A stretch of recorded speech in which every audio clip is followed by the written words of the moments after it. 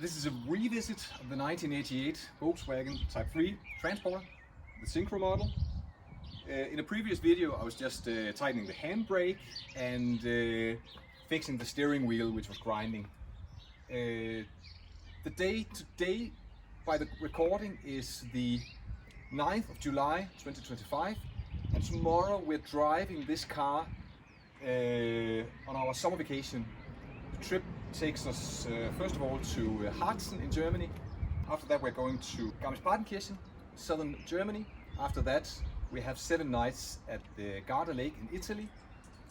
Then further on the south side of the Alps, back up into Switzerland, Interlaken, where we have 5 nights. Then Strasbourg 2 nights, and then back to Silkeborg, Denmark.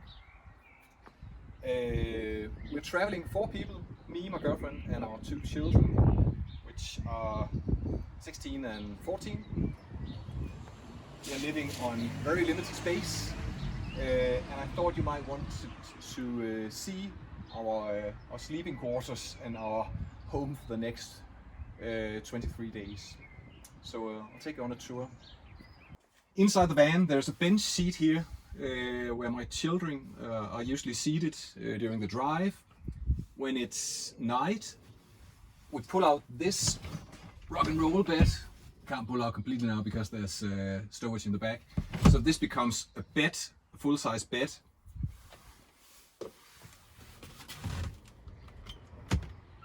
Here's stowage.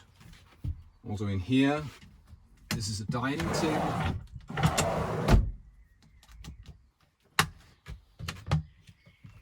In here is a gas connection, and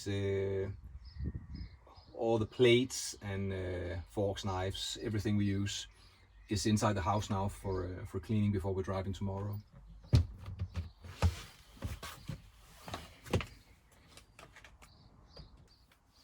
It's a pretty decent kitchen. 2 burners, a sink with tap water. We have I think it's a 20-liter canister down here. A reasonably okay fridge, which is it's fine even when it's really hot. The only thing I have done to it to improve it is I have mounted an extra fan to extract the hot air from the rear to make the air circulate a bit better.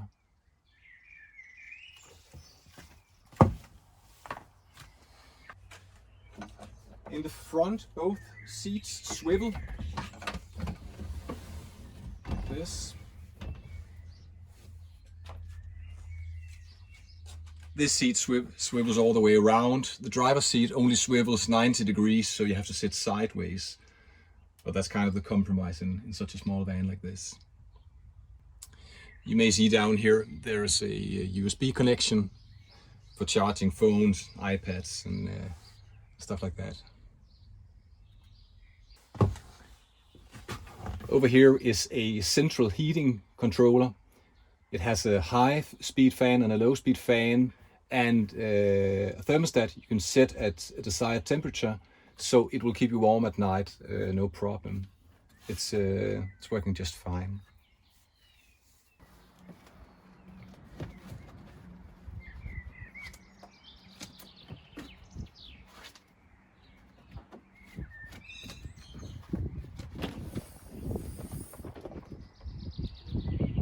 It has a pop-top roof where another 2 people can sleep. Usually my children are sleeping upstairs and my girlfriend and I are sleeping downstairs.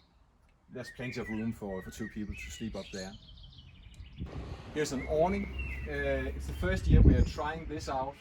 Previous years we have used a tent connected to the bus, a drive-away tent that worked just fine, but we're trying this awning this year. So that's going to be exciting.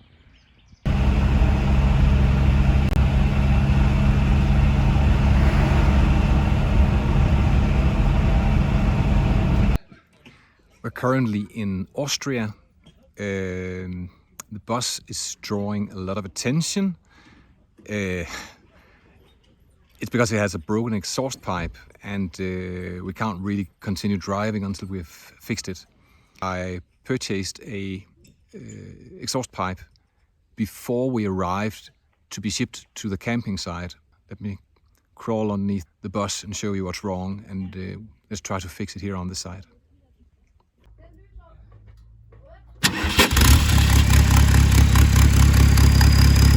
These are my tools. They're scattered all over the bottom floor of the camper van. And this is the very small hole in which they are confined. This is all the storage space I have for the tools. Replacing the exhaust pipe would be a 10-minute job back in my garage, which is 1,200 kilometers away. So on a camping site in Austria, with limited tools, it's going to take a bit longer. But let's see how it plays out.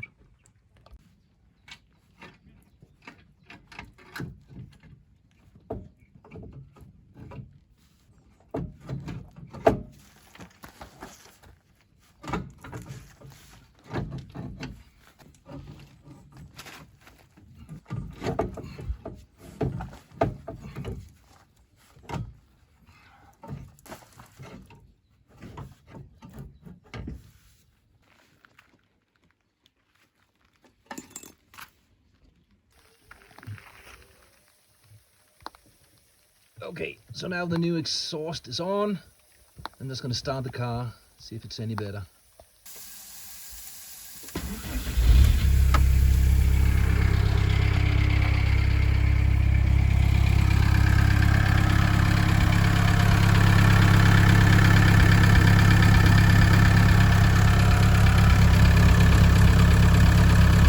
It's the 26th of July, and a small update on the Vanlife, the summer holiday. I'm just going to give you a short tour again of the bus, what it looks like after a couple of weeks of vacation. We have about 1 week left of vacation, so we're 2 weeks in. We are in Italy at the Garda Lake. Very nice campsite. We should have been in Switzerland by now. The weather took a change for the worse. It's heavy raining in Switzerland, so we were able to postpone our arrival for Switzerland for another 3 days. So we are leaving here Monday and arriving in Interlaken in Switzerland late Monday afternoon. It's about a 6-7 hour drive from here. So it's on the other side of the Alps. Let me just show you what the bus looks like now. As you would expect, 4 people limited to a very confined space creates an awful lot of mess. So those are the dishes from today's lunch. Clothes scattered all over.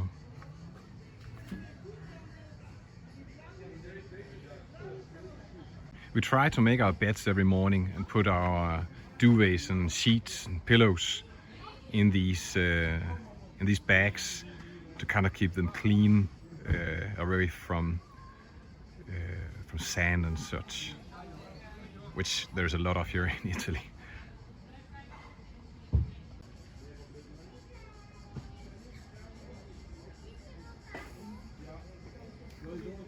Here's the tent that we use for storage. It's very, very handy. It's just for our suitcases and mostly used clothes and stuff like that. Right now I'm in the process of washing down our chairs. It's been raining a few days here in Italy. We have had some showers which have made our chairs quite muddy. The table is full of mud down here. So I'm in the process of wiping that down, making it ready for departure in 2 days. It looks like we're gonna have very nice weather for the next 2 days. It's Saturday today, and it looks like it's gonna be fine until Monday when we leave.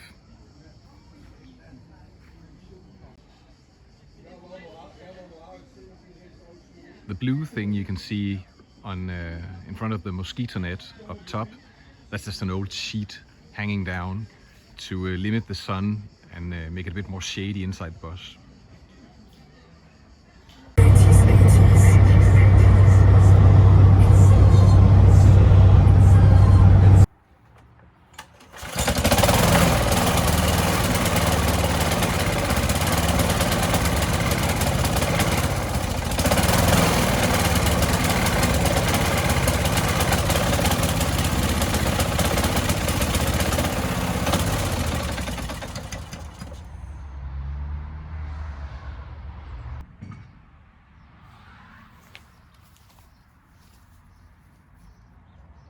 back from 3 weeks of vacation.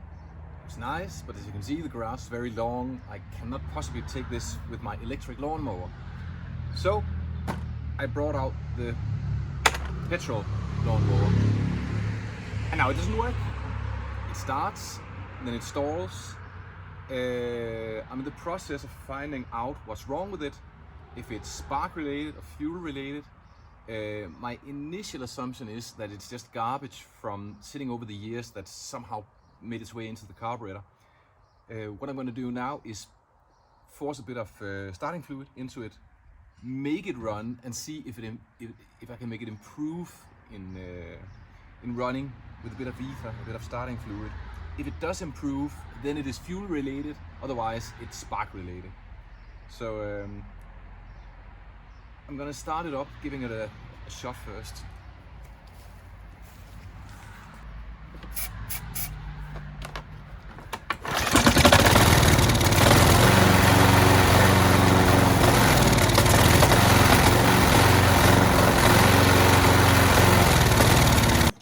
Yeah, definitely starving for fuel. It's probably clogged somewhere. I'm gonna take it apart.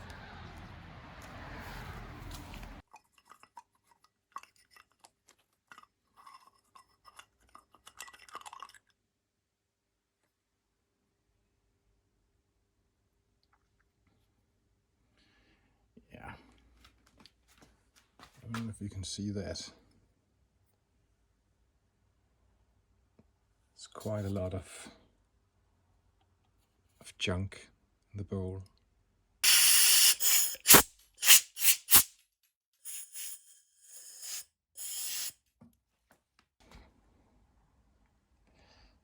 This tiny filler is a jet, so these passages here needs to be very, very clean, and it doesn't take an awful lot of junk to clog it up. So what has happened is probably likely it has sucked up some debris from the old rotting hose, the fuel hose, or maybe some debris in the bottom of the fuel tank, and then just moved it to the carburetor. So let's put it back on the lawnmower and see if this helps.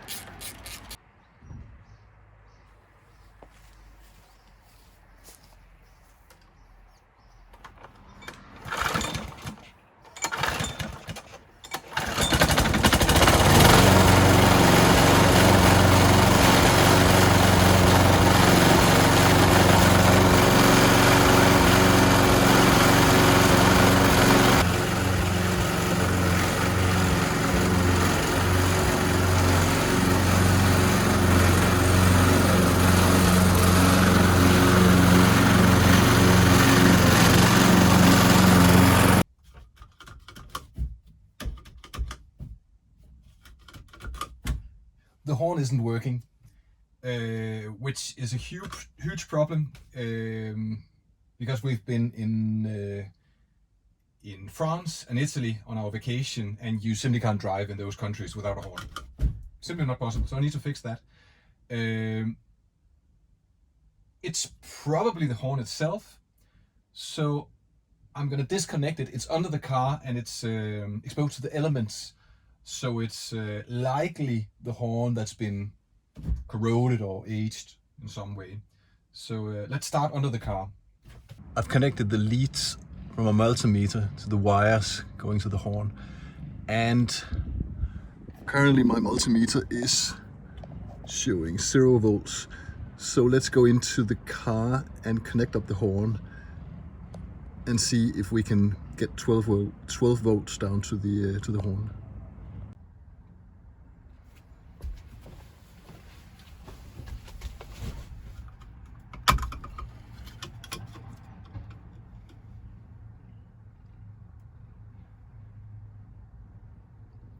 The horn switch just sends the signal from one wire to the other wire, so I would expect one of these to be 12 volts, then connecting directly to the horn and from the horn to ground. So I'm sure one of these should be 12 volts and one should go to the horn itself. So if I connect these directly without using the switch, I would expect us to see 12 volts.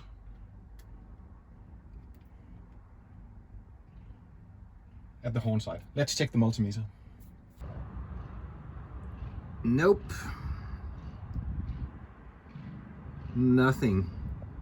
So there is no voltage coming from the battery to the horn switch. Let's check the fuses. According to the internet, the horn fuse is either fuse 6, 9, 12 or 16. I can't figure it out. So I've checked all of them and they're all good. So the plot thickens. It's not here it's wrong, somewhere else. Well, if this is 12 volts, which it is, and if this is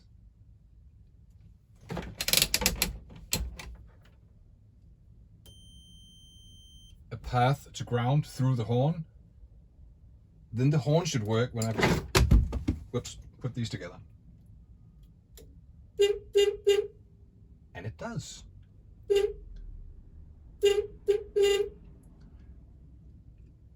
Not very good, but it is working.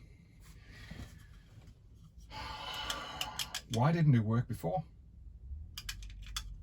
Bad connection somewhere.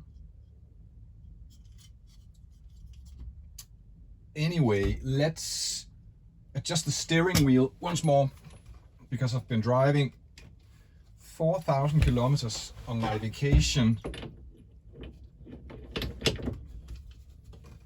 looking at a crooked steering wheel.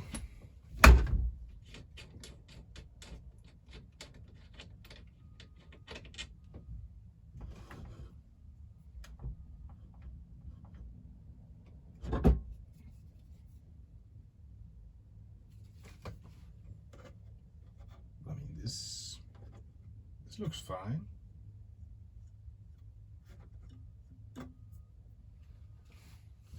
This is the ring, the grounding ring, or the what's transferring the current to the horn. Slip ring, I think it's called a slip ring.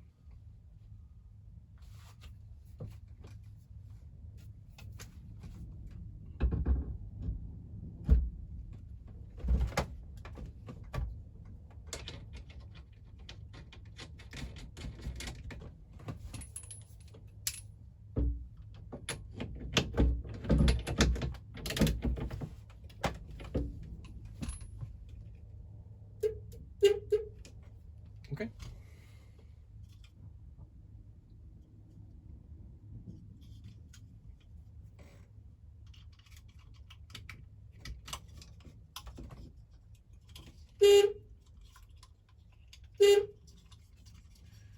Okay, now this is annoying.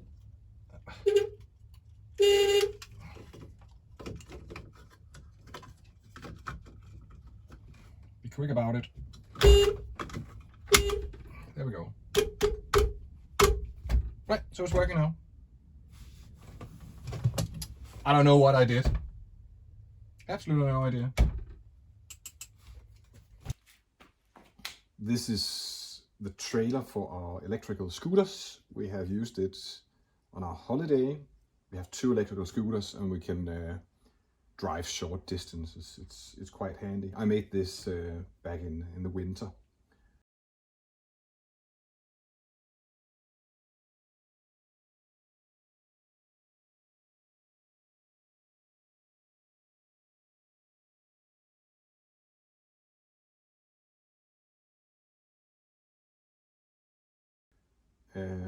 It's a converted bicycle trailer.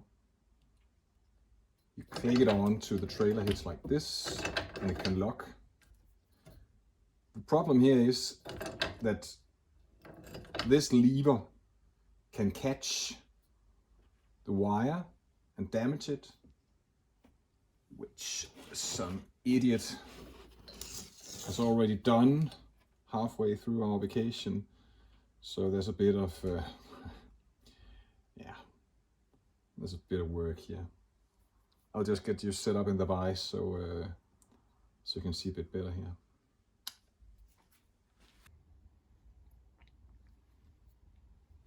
About half the wires are damaged. I can't say for sure. I'll try start removing some of the insulation here and see if I can get my way through this and maybe repair the broken wires without cutting everything open here. So I'll try removing a bit of insulation.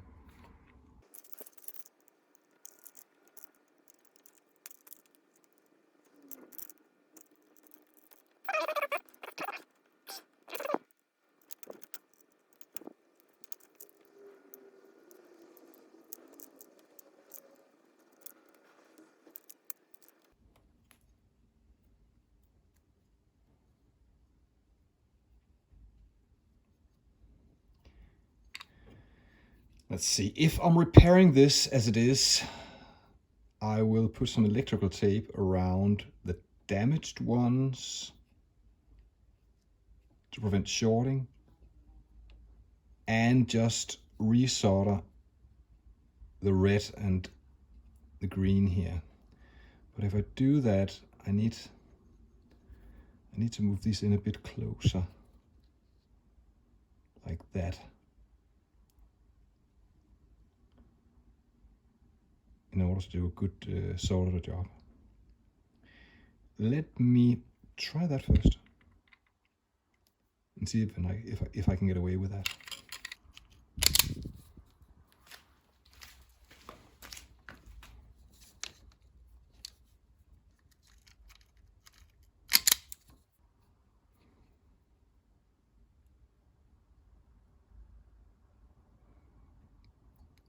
I can see that the copper is broken in this wire as well.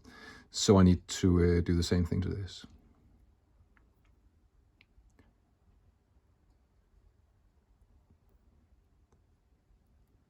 Yeah, absolutely. This one is bad as well.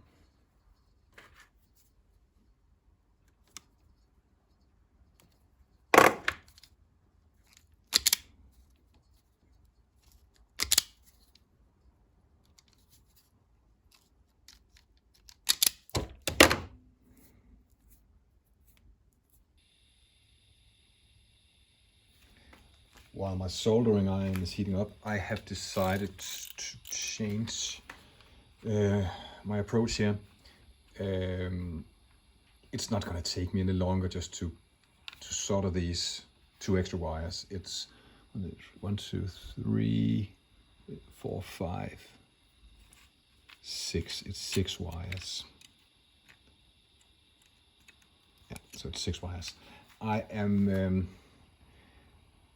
I'm going to remove the insulation further back, because then I can put some heat shrink back on the wire, doing the solder job, and then move the heat shrink forward again.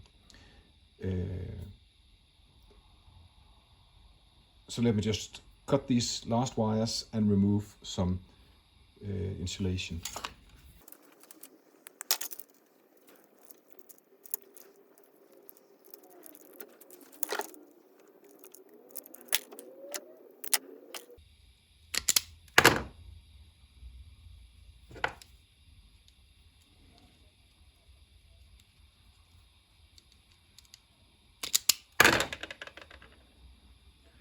Oh, this isn't a wire.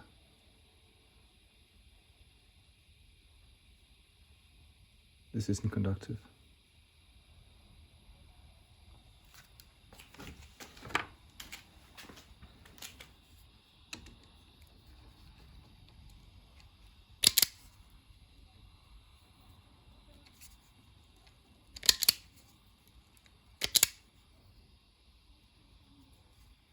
So it's this one, it's not conductive.